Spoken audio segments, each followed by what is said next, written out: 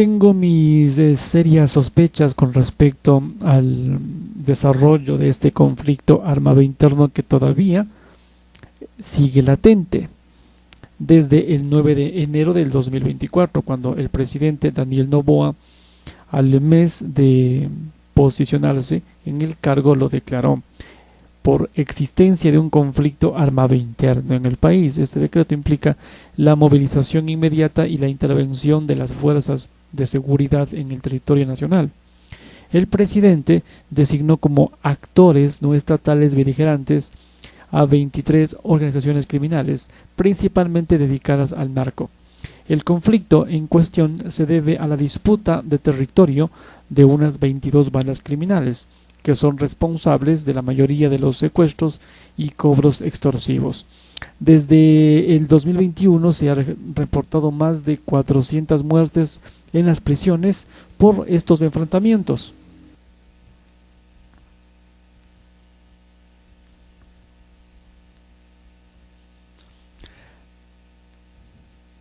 En contexto, el conflicto armado interno en el Ecuador es un enfrentamiento armado de grupos de organizaciones delictivas y narcotraficantes contra el Estado ecuatoriano. Los antecedentes. El domingo 7 de enero de este año, durante un operativo policial en la penitenciaría del Litoral, se confirmó la fuga de José Macías Villamar, alias Fito, uno de los líderes de este grupo en cuestión. Tras dicha situación se decretó el estado de emergencia el día lunes 8 de enero del 2024. Este mismo día, la población civil se vio sacudida por una serie de atentados que incluyeron ataques con explosivos en negocios y vehículos particulares, según mencionaba la prensa, incluida una explosión cerca de la casa del presidente de la Corte Nacional de Justicia y en horas de la noche los secuestros de 4 agentes de policía, uno en Quito y otro en Quevedo. Por otra parte, los agentes detuvieron a 2 personas por posesión de explosivos y como sospechosos de al menos uno de los atentados. Las causas. Este conflicto se desató a escala nacional a niveles bélicos tras confirmarse la presunta fuga de 2 líderes de organizaciones criminales. El uno, José Adolfo Macías, y el otro, Fabricio Corompico, que todavía estos siguen con paradero desconocido. Fabricio Corompico, por su parte, líder de los Lobos, se fugó de la cárcel de Riobamba, en el centro andino del país, según confirmó el martes en un comunicado la Secretaría, el SNAI. En tanto, Fito es líder de los Choneros. Ambos líderes criminales aparecieron en una página conjunta de las Fuerzas Armadas y la Policía Ecuatoriana, que ofrecen recompensa económica. El evento.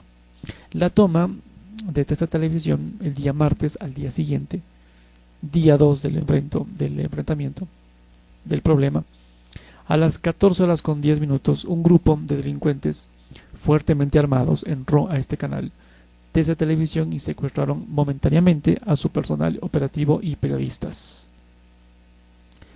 Dejo esto en el beneficio de la duda. De un grupo de 13 sujetos armados que irrumpieron en el canal televisivo, 6 se tomaron el estudio de noticias durante una transmisión en vivo, amedrentando a estas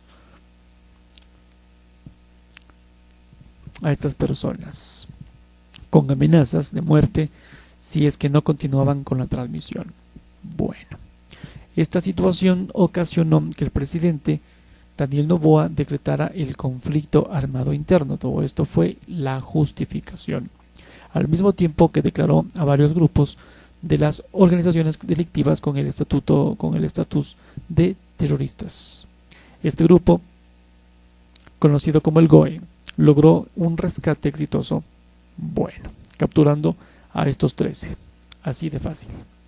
En fin, este intento de asalto en la Universidad de Guayaquil, simultáneamente a lo que ocurrió en TC, también ocurrió un intento de secuestro masivo en la Universidad de Guayaquil.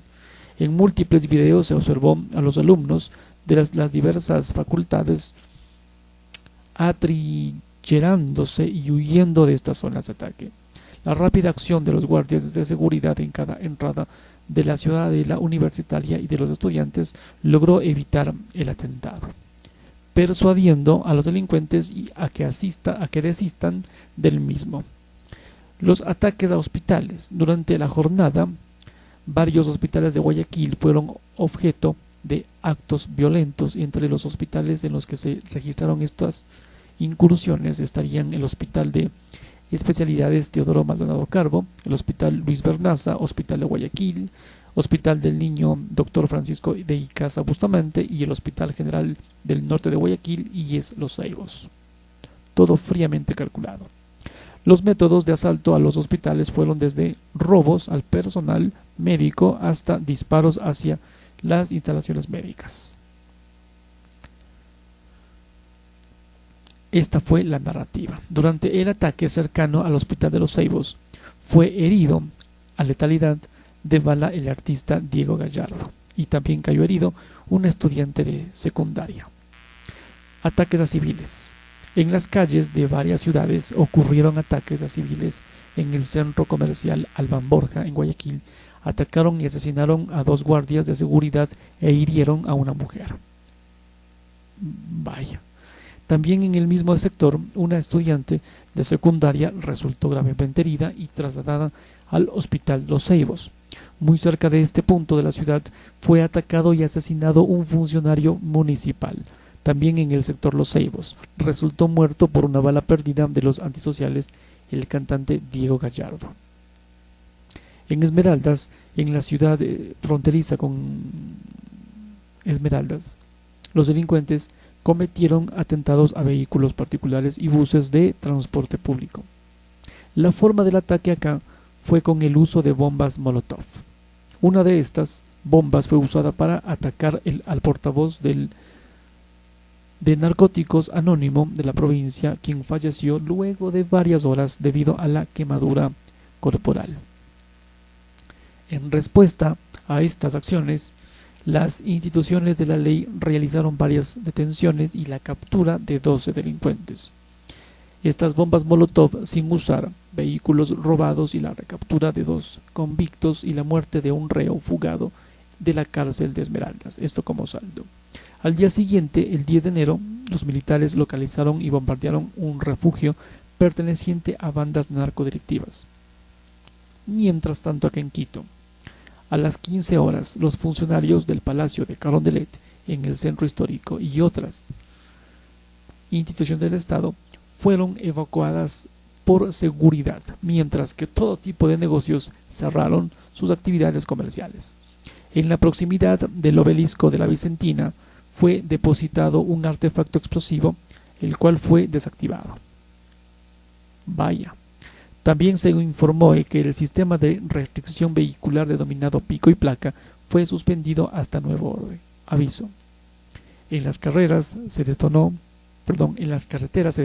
coches con artefactos explosivos, creando un caos en la ciudad. Impresionante.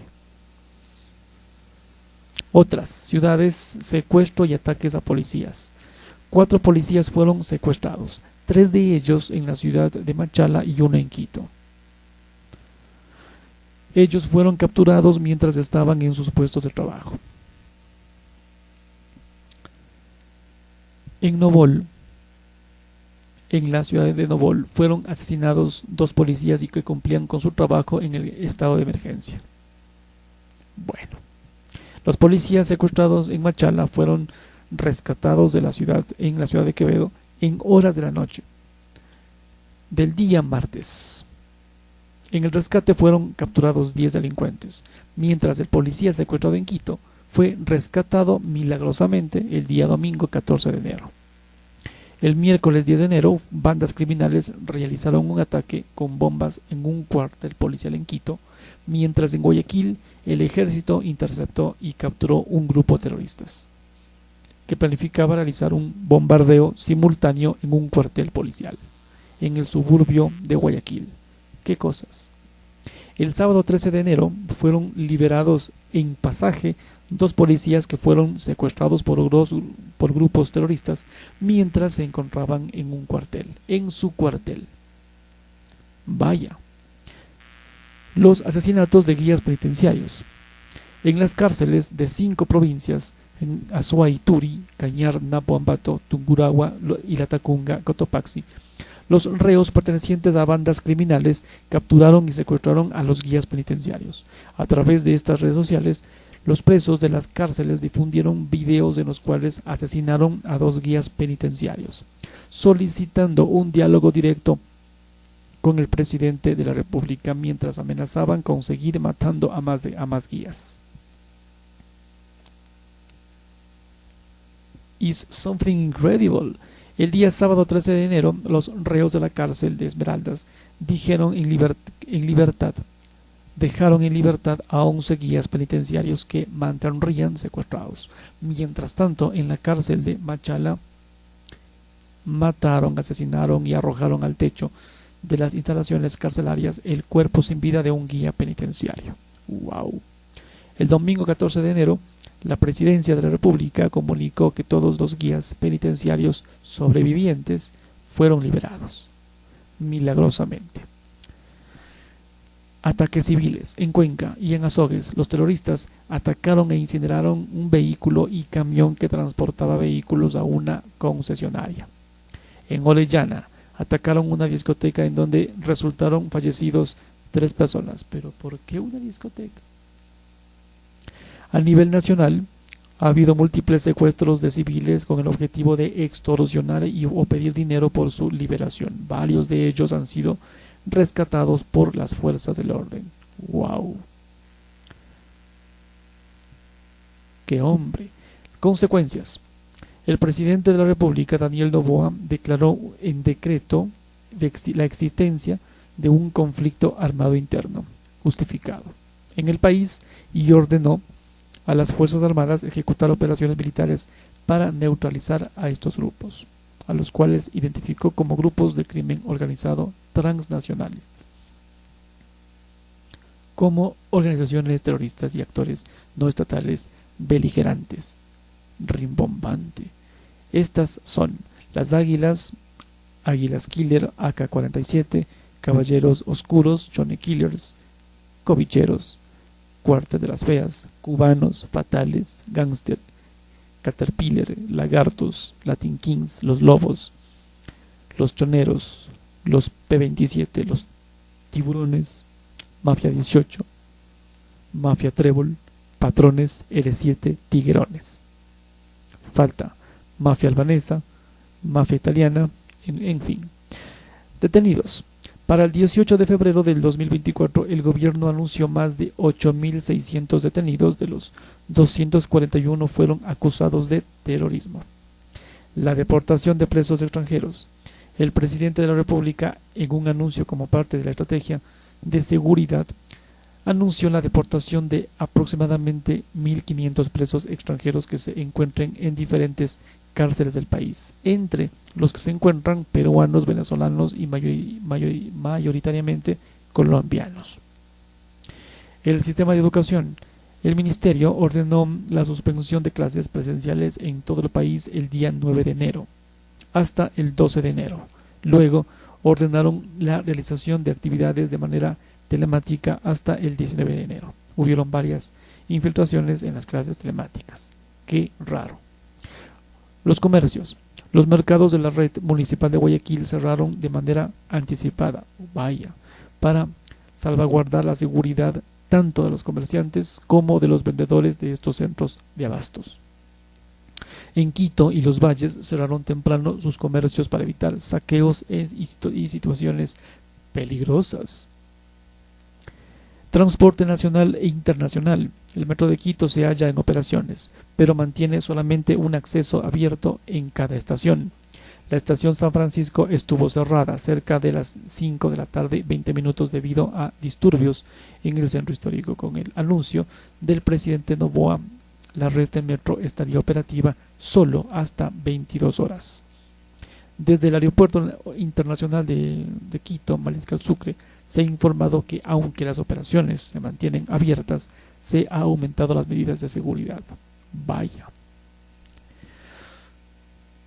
Reacciones nacionales. Las organizaciones civiles, políticas, religiosas como la Confederación de Nacionalidades Indígenas, la CONAIE, la Conferencia Episcopal Ecuatoriana, han realizado llamados a la unidad nacional que permitan superar la situación de violencia sin precedentes provocada por el crimen organizado. El gobierno nacional debe actuar con el marco legal vigente, enfatizando en que el Estado no debe usar esta crisis como excusa para aprobar leyes o políticas antipopulares que afecten a la mayoría de la población. ¿Cumplió esto? Líderes políticos como Rafael Correa y el vicepresidente de la República, Verónica Abad, han mostrado su apoyo a la decisión del presidente Daniel Noboa de declarar un decreto de existencia del conflicto armado interno en el país y ordenar a las Fuerzas Armadas del Ecuador ejecutar acciones llamando a la unidad nacional. ¡Wow! Internacionales. Las reacciones oficiales de diversos países del continente y de Europa demuestran su preocupación y solidaridad con el pueblo ecuatoriano, en especial los de países limítrofes del norte y sur, quienes respectivamente han comenzado a realizar acciones que atenúen la escalada de violencia tanto dentro como fuera de sus fronteras. Colombia, su Cancillería, indicó mediante un comunicado de prensa su respaldo a la institucionalidad democrática y al Estado de Derecho del vecino país. Se solidarizan con los afectados y se desea el restablecimiento del orden público. También se muestran colaboraciones al consentir el recibimiento de los presos colombianos que el Estado de Ecuador tiene planeado deportar. El gobierno colombiano movilizó su ejército acá hacia la frontera con el fin de evitar el paso de prófugos y criminales hacia su territorio. Oh sorpresa, Fito está en Colombia. Perú. El gobierno de Perú expresó su respaldo mediante un comunicado oficial en el cual condena enérgicamente los actos de violencia ocurridos hoy en Ecuador, que vulneran los derechos fundamentales de los ecuatorianos y atentan contra la seguridad de este hermano país. Anunció además que se ha ordenado declarar en emergencia toda la frontera norte del país, lo que esto limita con Ecuador, por lo que reforzará policialmente la zona ante el aumento de la violencia en el país vecino. Una parte de los fusiles de asalto y granadas utilizadas por los terroristas tendrían sellos de las Fuerzas Armadas de Perú, manufacturados en la fábrica de armas y municiones del ejército peruano, FAME. El 52% de los explosivos incautados en todo el Ecuador se fabrican allá, en Perú. Otros gobiernos de Sudamérica como Brasil, Argentina, Uruguay, Chile, Bolivia y Paraguay también han expresado su deseo de paz y llamados a seguir las instrucciones de las autoridades locales, así como a regionalizar el combate al narcotráfico y prestar ayuda militar en caso de ser necesario. Los países de América del Norte como México y Estados Unidos también se mostraron preocupadísimos por la violencia y los secuestros que se han mostrado listos para brindar asistencia. Bueno, Europa. El presidente español Pedro Sánchez, al inaugurar la 8ª conferencia de embajadores, expresó el respaldo del Estado español a la institucionalidad democrática del Ecuador. Y el resto es historia.